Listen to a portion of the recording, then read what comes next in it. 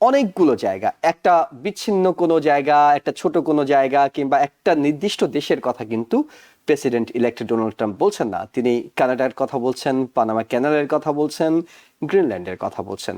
কতটা বাস্তবসম্মত, কতটা সম্ভব, কিংবা সম্ভব না হলে কেন সেটি সম্ভব নয়, দরকারে তো তিনি মিলিটারিকেও ব্যবহার করার কথা বলছেন। যুক্তরাষ্ট্র যদি সত্যিকার সিরিয়াসলি সে প্ল্যান করে যুক্তরাষ্ট্র কোনো দেশকে দখল করা, তাহলে দেশ দখল করা যেতে পারে, কিন্তু দখল করে রাখা যাবে কিনা। গ্রিনল্যান্ডের যে প্রাইম মিনিস্টার, উনি সাম্প্রতিক বলেছেন ওনারা স্বাধীনতা চান।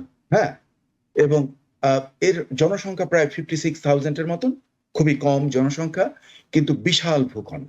ডোনাল্ড ট্রাম্পের যারা সমর্থক, নির্বাচনের সময়ও তিনি এই কথাগুলা কিন্তু বলেছেন, এবং এই কথাগুলার কারণে অনেকের মধ্যেই কিছুটা ভীতির কিন্তু সঞ্চার হয়েছে যে আমরা কি তৃতীয় বিশ্বযুদ্ধের দিকে আগাচ্ছি। কোনো এক ক্যারিসম্যাটিক ব্যক্তি যদি এ ধরনের রেটরিককে সত্যি সত্যি লিটারালি নিয়ে নেন, এটা কিন্তু পৃথিবীতে একটা অস্থিতিশীলতা তৈরি করবে। অনেকগুলো জায়গা, একটা বিচ্ছিন্ন কোনো জায়গা, একটা ছোট কোনো জায়গা কিংবা একটা নির্দিষ্ট দেশের কথা কিন্তু প্রেসিডেন্ট ইলেক্টেড ডোনাল্ড ট্রাম্প বলছেন না। তিনি কানাডার কথা বলছেন, পানামা ক্যানালের কথা বলছেন, গ্রিনল্যান্ডের কথা বলছেন। কতটা বাস্তবসম্মত, কতটা সম্ভব, কিংবা সম্ভব না হলে কেন সেটি সম্ভব নয়, দরকারে তো তিনি মিলিটারিকেও ব্যবহার করার কথা বলছেন।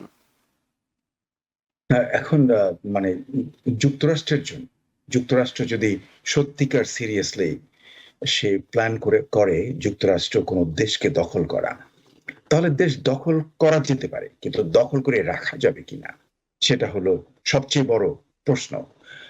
যেমন ধরুন যে কানাডাকে যদি আমি খুব মানে কানাডার ব্যাপারে একটা লক্ষ্য করলাম যে তারা কিন্তু একজন আরেকজনের সঙ্গে প্রতিদ্বন্দ্বিতা করছে নির্বাচনে, কনজারভেটিভ পার্টি এবং লিবারেল পার্টি। এবং জাস্টিন ট্রুডোর পরে এখন তো একজন ওদের হবে, কিন্তু নির্বাচন হয়ে গেলে পরে হয়তোবা পিয়ের পলিভার, কনজারভেটিভ পার্টির নেতা, ওখানে প্রাইম মিনিস্টার হবেন, হওয়ার সম্ভাবনা রয়েছে। উনি কি বলেছেন এটা সবচেয়ে গুরুত্বপূর্ণ। জাস্টিন ট্রুডো তো এটাকে ডিনাউন্স করেছেন, কিন্তু পিয়ের পলিভারও কিন্তু খুব কঠোর ভাষায় এটাকে কন্ডেম করেছেন, এবং এটাকে মানে বলছেন যে কানাডার স্বাধীনতা, তার ন্যাশনাল ইন্টিগ্রিটি তাদের কাছে বড় ব্যাপার। এটা কানাডার ব্যাপার। প্যানামার ব্যাপারে আমি একটা বলতে পারি যে ল্যাটিন আমেরিকার লোকজন এরা কিন্তু দারুণ মানে প্যাট্রিয়টিক এবং খুবই আত্মমর্যাদাবান। তাদের কিন্তু সম্মানবোধটা অনেক প্রখর। আমি এসিজি, সোসাইটি অফ এক্সপ্লোরেশন জিওফিজিসিস্টের গ্লোবাল চেয়ারম্যান ছিলাম টুয়াইস। তখন আমি কিন্তু ল্যাটিন আমেরিকান জিওফিজিক্যাল ইউনিয়নটা প্রতিষ্ঠা করার ব্যাপারে আমি একটা ভালো ভূমিকা রেখেছিলাম।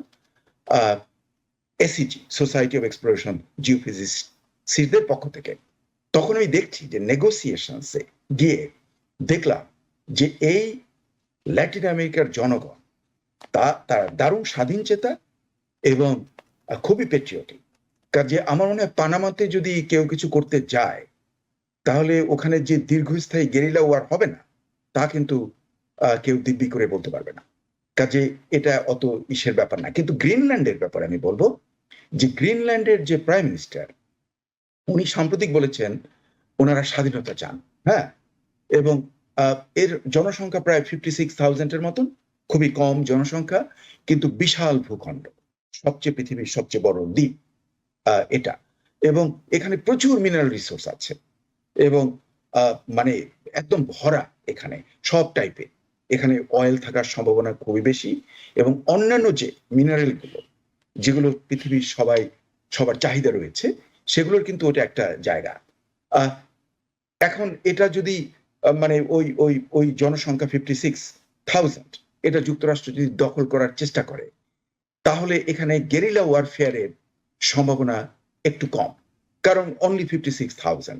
আর এই লোক সংখ্যা কিন্তু ইনুইট, তারা কিন্তু ডেনমার্কের যে আমরা বলি জার্মান সাবগ্রুপ, হ্যাঁ, সেটা না, কিন্তু এরা হলো ইনুইট, মানে অ্যামোরো ইন্ডিয়া। কাজে এরা যদি যুক্তরাষ্ট্রের সঙ্গে যোগদান করতে চায় সেটা একটা অন্য ব্যাপার।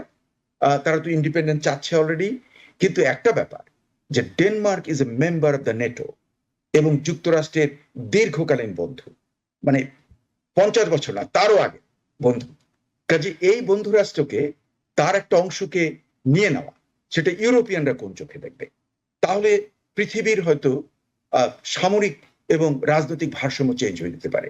কারণ ইউরোপিয়ানরা যদি বুঝতে পারে যে যুক্তরাষ্ট্রের সঙ্গে থাকা তাদের জন্য একটু রিস্কি ব্যাপার, এই ধরনের কোনো প্রেসিডেন্ট এলে তাদের অন্য এলাকাও হয়তো দখল করে নিয়ে যেতে পারে। হ্যাঁ, এবং লক্ষ্য করে দেখুন, ক্যারিবিয়ানে কিন্তু নেদারল্যান্ডের জমি আছে এখনো, এবং তাদের পার্লামেন্টেরও মেম্বার আছে নেদারল্যান্ড, মানে ক্যারিবিয়ান সংলগ্ন কয়েকটা এলাকা থেকে। কাজে তারা সবাই ভয় পেয়ে যেতে পারে, এবং তখন হয়তো তারা ভাবতে পারে যে যুক্তরাষ্ট্রের সঙ্গে আমাদের থেকে লাভ কি? তার চেয়ে বরং চীন, মানে পিপলস রিপাবলিক অফ চায়না, সে কাউকে দখল করতে চায় না, ব্যবসা বাণিজ্য করতে চায়, ডেভেলপমেন্ট করতে চায়, তাহলে আমরা ওর দিকে করব, ওরিয়েন্ট করব। কাজে এই পৃথিবীর ইতিহাসে আমরা কিন্তু অতীতে দেখেছি এই ধরনের ঘটনা ঘটে। কাজে এখন এটা ঘটবে কিনা তা আমি বলতে পারবো না, কিন্তু আমার যেন মনে হয় যে মানে দ্বিতীয় বিশ্বযুদ্ধের পরে কতগুলো যে নর্ম তৈরি হয়েছিল, কতগুলো নিয়ম নীতি, যে প্রত্যেকটা রাষ্ট্র তার ন্যাশনাল ইন্টিগ্রিটিকে রক্ষা করার সুযোগ পাবে, অন্য কেউ দখল করবে না, এই ধরনের যদি জিনিসটা ভায়োলেট হয়ে যায়, তাহলে কিন্তু আমাদের বাংলাদেশের পাশে যে প্রতিবেশী এবং প্রতিবেশী ভারত রাষ্ট্র, যাকে আমরা বন্ধু করতে চাই বাংলাদেশের পক্ষ থেকে, আমরা শত্রু করব না, কারণ মানে ইসলাম ধর্মে কিন্তু প্রতিবেশীকে খুব ভালো ব্যবহার করতে বলে। এবং বাঙালিদেরও কিন্তু তাই নেচার, আমাদের দুটো মিলেই আমরা কিন্তু ভালো প্রতিবেশী চাই। কিন্তু প্রতিবেশী যদি পানির হিস্সা না দেয়, কিংবা যদি ট্রানজিট নিজে নিয়ে নেয়, আমাদেরকে না দেয়, তাহলে তো আমাদের আপত্তি থাকবে। নেগোসিয়েশনের মাধ্যমে আমরা সেটা সমাধান করতে চাই।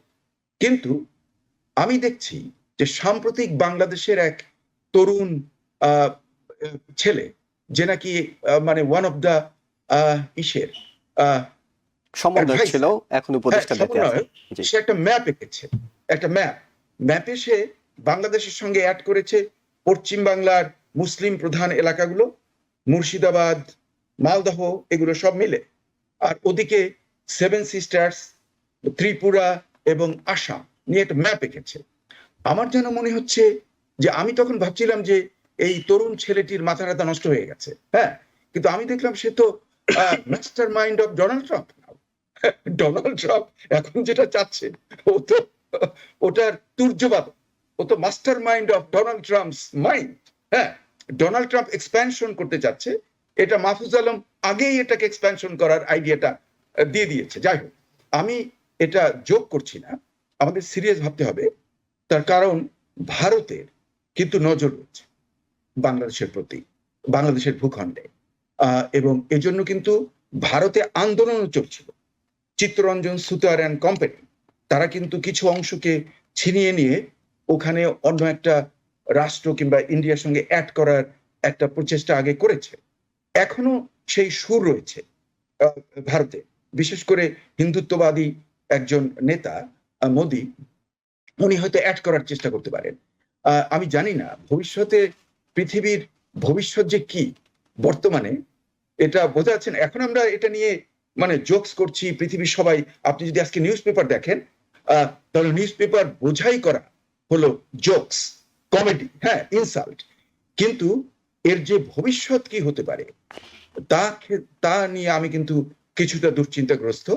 কারণ পৃথিবীর সবচেয়ে শক্তিধর দেশ যদি এই কাণ্ড করে ফেলে, হ্যাঁ, আমি যুক্তরাষ্ট্রের অধিবাসী হিসেবে আমার হয়তো লাভই হয়ে যেতে পারে। হ্যাঁ, কিন্তু সেই লাভটা কতদিন টিকবে এবং পৃথিবীর কি ব্যাপার ঘটতে পারে, হ্যাঁ, এবং পুরো যে একটা স্ট্যাবিলিটি তৈরি হয়েছিল সেটা হয়তো নস্যাৎ হয়ে যেতে পারে। ভারত হয়তো এক্সপ্যান্ড করতে পারে, চীনও হয়তো একটু লোভ হয়ে যেতে পারে। অর্থাৎ আমেরিকার দেখা দেখি অন্য শক্তিধর দেশ যারা আছে তারাও তখন দুর্বলদের উপরে নানা ধরনের দখলদারিত্বের হাত বাড়াতে পারেন, যেটি হয়তো একটা সময় ছিল। অর্থাৎ ফরাসি কলোনি কিংবা অন্যান্য ডাচ কলোনি, তারা যেমন অন্যান্য জায়গাগুলো ইভাবে নিয়েছে, নতুন করে সেটি শুরু হবে কিনা আপনি সেই আশঙ্কাটা করছেন। কিন্তু ডোনাল্ড ট্রাম্প যে কথাটি বলছেন, তিনি বলছেন অর্থনৈতিক নিরাপত্তার সাথে তাদেরকে আমেরিকার সঙ্গে অঙ্গীভূত করা দরকার। আপনার কাছে কি মনে হয় যে তারা অর্থনৈতিক নিরাপত্তার জন্য থ্রেট হয়ে উঠেছে? এটা এমন একটা লেম এক্সকিউজ, এটা সবাই দিতে পারে। হ্যাঁ, ভারত বলতে পারে যে হ্যাঁ, আমার একটু ওই চিকেন নেকের ওই এলাকাটা নিলে পরে আমার ট্রেন চলাচলে অনেক পয়সা কমে যাবে, কাজে আমার অর্থনৈতিক সিকিউরিটি। হ্যাঁ, অথবা চট্টগ্রাম বন্দর নিয়ে আমি ওখান থেকে সেভেন সিস্টার্সে মাল বহন করতে পারবো, আমার খরচ কমে যাবে, অর্থনৈতিক সিকিউরিটি। হ্যাঁ, আবার আপনার ইসরায়েল বলতে পারে জর্ডান আমার একটু দরকার, হ্যাঁ, জর্ডানটা হলে একটু ভালো, হ্যাঁ, ওদিকে সাইনাই দিক থেকে যদি আমি নিয়ে নিতে পারি, তাহলে পার্সিয়ান গালফ মানে লোহিত সাগরে আমার যোগাযোগটা আরো ভালো হয়ে যাবে, হ্যাঁ, আমার অর্থনৈতিক মঙ্গল আসবে। এগুলো আমার মনে হয় অর্থাৎ আপনি যে আপনি মনে করছেন যে এটিকে আসলে একটি অজুহাত হিসেবে উপস্থাপন করা হচ্ছে। এগুলোকে একটা খুব মানে ভালো অজুহাত হিসেবে নেওয়া যাচ্ছে না, কারণ এটা পৃথিবীর স্টেবিলিটিটাকে নষ্ট করে দেবে। রাইট। আমি এই প্রসঙ্গটাই ডক্টর নাকিবুর রহমান আপনার কাছে জানতে চাইবো, সেটি হলো যে ডোনাল্ড ট্রাম্প ইচ্ছে প্রকাশ করেছেন, অর্থাৎ তিনি তার বক্তব্যে এখন পর্যন্ত সেটি রেখেছেন। তার ছেলে গিয়েছে গ্রিনল্যান্ডে, আমরা সেটি দেখেছি, যদিও সেটি ব্যক্তিগত সফর, এবং ডেনমার্কের পক্ষ থেকে তারা বলছে যে তারা রাষ্ট্রীয়ভাবে কেউ তার সাথে কোন রকম মিটিং কিংবা আলোচনায় যাচ্ছেন না, তিনি ব্যক্তিগত একটি ভিডিও বানাতে গিয়েছেন, সেটি করে তিনি হয়তো ফিরে আসবেন। আমার প্রশ্নটা আপনার কাছে যেটা, সেটা হলো আন্তর্জাতিক প্রতিক্রিয়াটা কি হতে পারে?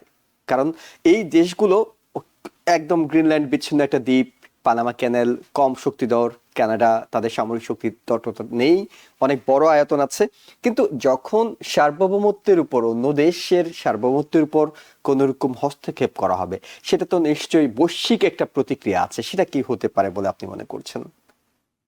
ধন্যবাদ জুয়েল ভাই।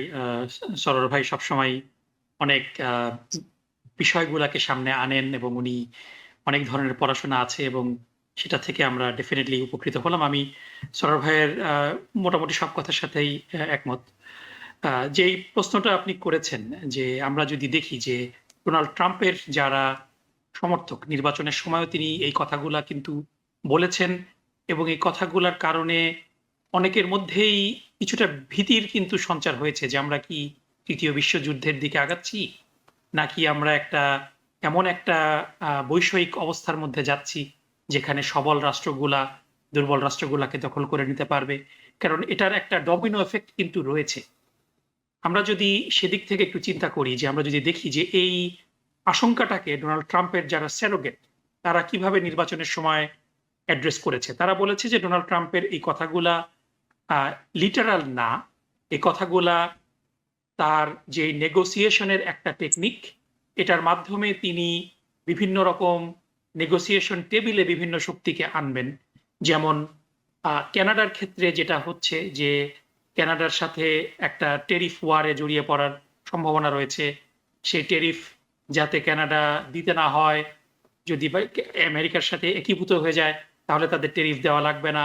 এরকম একটা নেগোসিয়েশনের মাধ্যমে কিছুটা টেরিফ আরোপ করতে যাতে তারা অসুবিধা না পড়ে, এরকম একটা প্রচার তারা করছেন। সিম্পলি একই সাথে আমরা যদি গ্রিনল্যান্ডের কথাটা বলি, যে গ্রিনল্যান্ড তো ওইভাবে কিনে ফেলা কিংবা দখল করা এটা রিয়েলিস্টিক না। কিন্তু সরোর ভাই যেটা বললেন যে গ্রিনল্যান্ডের স্বাধীনতাকামী একটা গ্রুপ আছে, তারা ডেনমার্ক থেকে সেপারেশন হতে চাচ্ছেন এবং আমেরিকা পৃথিবীর বিভিন্ন দেশেই এরকম স্বাধীনতাকামীদেরকে সাহায্য করেছে এবং একটা পাপেট গভর্নমেন্ট ফর্ম করার মাধ্যমে। সো সেটা হয়তো করতে পারে, কিন্তু এটা করলে ইউরোপের অন্যান্য দেশগুলা কিন্তু আতঙ্কিত হয়ে যাবে। এবং ডোনাল্ড ট্রাম্প সবসময় কিন্তু বলে আসছিলেন যে ন্যাটোতে অন্যান্য দেশগুলোর চেয়ে আমেরিকার অর্থনৈতিক কন্ট্রিবিউশন, ফাইন্যান্সিয়াল কন্ট্রিবিউশন অনেক বেশি। So other countries should pay their due share. So এটার মাধ্যমে তিনি নেটোর সাথে কোনো একটা হয়তো নেগোসিয়েশনে যাবেন। এটা ট্রাম্পের সারোগেটদের একটা যুক্তি। এবং একটা বিষয় আমি একটু যোগ করব, সেটা হলো আপনি নিশ্চয়ই ইলন মাস্কের সাম্প্রতিক সময়ের টুইটগুলো দেখেছেন। তিনি যে টুইটগুলো করছেন ইউরোপীয় ইউনিয়নের লিডারদেরকে আক্রমণ করে, তাদের বিভিন্ন নীতির বিষয়ে, তাদের কারাগার থেকে কাকে মুক্তি দেওয়া উচিত, এইসব বিষয় নিয়েও কিন্তু তারা কথা বলছেন, যেটি এর মধ্যে ইউরোপীয় ইউনিয়নের লিডারদের মধ্যে এক ধরনের প্রতিক্রিয়া তৈরি হচ্ছে। কারণ ইলন মাস্ক যেটি বলেন পরে আমরা দেখি হয় ডোনাল্ড ট্রাম্প সেটি বলবেন, অথবা ডোনাল্ড ট্রাম্প বললে ইলন মাস্ক পরে বলেন। তারা একটা যোগসূত্র কিন্তু খুঁজছেন এখানেও। জি, জি, ডেফিনেটলি এটা খুবই উদ্বেগজনক এবং ট্রাম্পের সমর্থকরা বলছেন যে এটা এ ধরনের রেটরিক গুলা এই কারণে যে তারা নেগোসিয়েশন টেবিলে আনবেন। কিন্তু এখানে যেখানে প্রবলেমটা এই জায়গাতে এখানে সেটা হলো যে এই ধরনের রেটরিক গুলা ডোনাল্ড ট্রাম্প যতই এটাকে নেগোসিয়েশন ট্যাকটিক বলুক না কেন, ফার রাইট রাজনীতিতে এই ধরনের রেটরিক ব্যবহার করে আমরা দেখছি দুনিয়াব্যাপী যে প্রান্তিক রাজনীতির যে উত্থান, এখানে ইউরোপের বিভিন্ন দেশে এবং আমেরিকাতেও এই ফার রাইট বিভিন্ন গ্রুপের যে উত্থান, তারা কিন্তু এই রেটরিক গুলাকে পুঁজি করে একটা ন্যাশনালিজম তৈরি করার চেষ্টা করে, এবং কোনো এক ক্যারিশম্যাটিক ব্যক্তি যদি এ ধরনের রেটরিককে সত্যি সত্যি লিটারালি নিয়ে নেন, এটা কিন্তু পৃথিবীতে একটা অস্থিতিশীলতা তৈরি করবে। আমি পানামা ক্যানেল নিয়ে কিছু কথা বলতে চাই, যে এটা খুব জি। ইন্টারেস্টিং একটা বিষয়, যে পানামা ক্যানেল যদি তৈরি না হতো, ছোট্ট একটু জায়গা, এই জায়গাটা আমেরিকার যেই আটলান্টিকের ওপাশ থেকে ওয়েস্ট কোস্টে যাওয়ার জন্য এই ক্যানেলটা খুবই জরুরি। এই ক্যানেলটা যখন ছিল না, তখন জাহাজগুলাকে সেই একেবারে দক্ষিণ আমেরিকার কেপ হর্ন দিয়ে রাউট করতে হতো, এবং এটার ফলে তাদের অ্যাটলিস্ট ৮,০০০ মাইল বেশি জাহাজ চলতে হতো। সো এটা একটা কিন্তু বিরাট ইনকনভিনিয়েন্স। এই ইনকনভিনিয়েন্সটা দূর করার জন্যই পানামা ক্যানেল তৈরি করার কাজ শুরু হয়, এবং সেই সময় পানামা কিন্তু স্বাধীন কোনো দেশ ছিল না। কলম্বিয়ার অংশ পানামা ছিল। কিন্তু তখন কলম্বিয়ার অধীনে একটা রাষ্ট্র ছিল, এবং মার্কিন যুক্তরাষ্ট্রের সহযোগিতার মাধ্যমে পানামা কিন্তু একটি স্বাধীন দেশ হয় সেই কলম্বিয়ানদেরকে উৎখাত করে, এবং তারপরেই কিন্তু পানামা ক্যানেলের কাজ শুরু হয়, যেটা ১৯০৪ সাল থেকে শুরু করে প্রায় ১০ বছর লেগেছিল ১৯১৪ সাল পর্যন্ত, এবং সেখানে আমেরিকার ইঞ্জিনিয়ারিং কর্পের সাহায্যে এটা হয়েছে। এবং এটা করতে গিয়ে কিন্তু, যেটা ট্রাম্প প্রায় বলেন, যে আমেরিকানরা নিহত হয়েছে, প্রায় ৫,৬০০ মানুষ এটা করতে গিয়ে মারা গিয়েছে। এবং তারপরে যদি আমরা ফাস্ট ফরওয়ার্ড করি, যে এই ১০ মাইল এই হোয়াইট স্ট্রিপটা, এটা ৮,০০০ মাইল বাঁচিয়ে দিয়েছে আমেরিকার শিপগুলাকে আটলান্টিকের এক প্রান্ত থেকে প্যাসিফিকে যাওয়ার জন্য। সো আমরা যদি ফাস্ট ফরওয়ার্ড করি, যে তিনি, আমরা মানে এটা অ্যাবসলিউটলি ডোনাল্ড ট্রাম্পই করতে পারেন, অন্য কোনো ব্যক্তি করতে পারেন না। আমরা সাধারণ কার্টেসি হলো, কোনো ব্যক্তি যদি মারা যান, তার প্রতি একটা শ্রদ্ধাবোধ আমাদের কিন্তু থাকে। জিমি কার্টার যিনি নিহত হয়েছেন, আমার দৃষ্টিতে তিনি একটা মানে নিজেকে অন্য লেভেলে নিয়ে গিয়েছেন একজন প্রেসিডেন্ট হিসাবে। স্পেশালি আমরা যদি হিউম্যান রাইটস, তারপরে বিশ্ব শান্তিকে প্রায়োরিটি দেই, তাহলে অন্য যে কোনো আমেরিকান প্রেসিডেন্টের চেয়ে নিজেকে ভিন্ন মাত্রায় পৌঁছে দিয়েছেন জিমি কার্টার। সেই জিমি কার্টারকে তিনি সমালোচনা করছেন এই পানামা ক্যানেলের কর্তৃত্ব কেন তিনি ছেড়ে দিলেন। It's not up to Jimmy Carter, কারণ এটা একটা চুক্তি ছিল যে আমেরিকা কিছুদিন এটা মেনটেন করবে, তারপরে একটা স্বাধীন দেশকে তারা এটা ফিরিয়ে দেবে। কিন্তু ডোনাল্ড ট্রাম্প এখন যে রেটরিকটা ইউজ করছেন, এই রেটরিকের আসলে কোনো বেসিস নেই। তিনি বলছেন যে এই পানামা ক্যানেলটা এখন চাইনিজদের কন্ট্রোলে। আমরা যদি দেখি যে এটা কোথা থেকে তিনি পেলেন, এটার ছোট্ট একটা কারণ হলো যে রিসেন্টলি পানামার সরকার তাইওয়ানের সাথে তাদের সম্পর্ক ছিন্ন করেছে, এবং চীনের দীর্ঘদিনের চাওয়া ছিল। এটাকে চীনের প্রভাব হিসেবে রাইট উইংরা দেখছে, এবং এই কারণে তারা বলার চেষ্টা করছে যে পানামা ক্যানেল চায়নারা দখল করে নিয়েছে।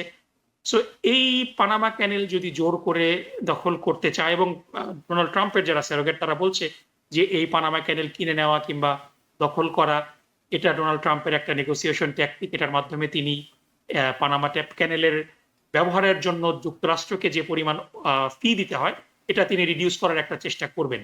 কিন্তু এটার পরও এই ধরনের সামরিক শক্তি ব্যবহারের, একটা দুর্বল রাষ্ট্রের প্রতি সামরিক শক্তি ব্যবহারের হুমকি, এটা কখনোই ডেফিনেটলি এটা সাপোর্ট করার মতো কিছু না। কিন্তু এটার পিছনে যদি শেষ করি, যে ল্যাটিন আমেরিকার মানুষরা কিন্তু খুবই জাতীয়তাবাদী, তাদেরকে দখল করা সম্ভব না। আমেরিকার অভিজ্ঞতা রয়েছে, সেই কিউবাতে অল্প একটু জায়গা দখল করতে গিয়ে কি পরিমাণ ক্ষতির সম্মুখীন হয়েছে, এবং ভিয়েতনাম থেকে শুরু করে অন্যান্য দেশগুলোতেও আমেরিকার যে এক্সপেরিয়েন্স। সুতরাং এই ধরনের হঠকারী কাজের হুমকি, এটা it will be counter productive. এটা কোনোভাবে এটা নেগোসিয়েশনের কোনো অস্ত্র হতে পারে না। নিউ ইয়র্ক থেকে সম্প্রচারিত TVN 24 টেলিভিশন, বিশ্বজুড়ে বাঙালির কণ্ঠস্বর।